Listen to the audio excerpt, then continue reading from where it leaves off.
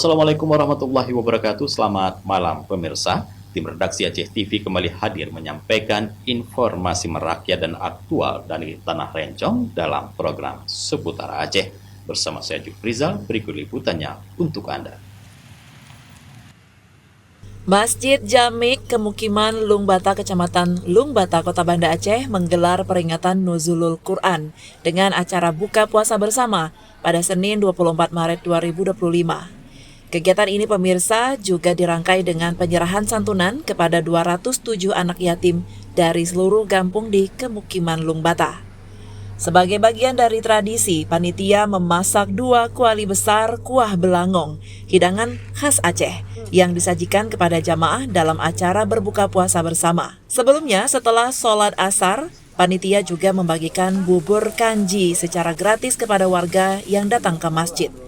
Imam Mukim Lungbata Haji Mukhtar Hasan menyampaikan bahwa kegiatan ini merupakan agenda tahunan yang bertujuan mempererat ukhuwah dan silaturahmi antar warga. Hari-hari besar kan, tetap adat Acehnya dah kanuri ialah kadar. Jadi mengundanglah kerabat dan sahabat untuk yang bersangkutan dengan kemukiman. Memang jangan kayu dalam agamanya, dalam kehidupannya, supaya kita lebih akrab, saling tegur-menegur.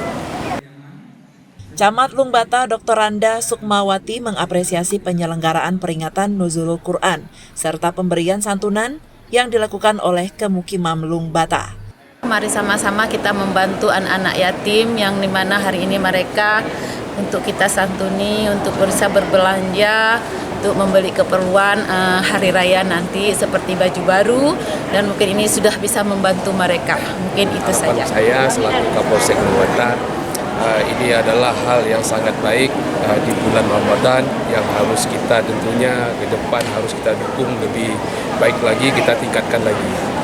Acara ini turut dihadiri oleh perwakilan Forkopimda, Camat dan Kapolsek Lungbata, beserta jajaran Muspika, Imam Mukim, Imam Ci, Ketua BKM beserta pengurus masjid, Tuhaput Mukim, para kecik, tokoh masyarakat, serta warga Kemukiman Lungbata.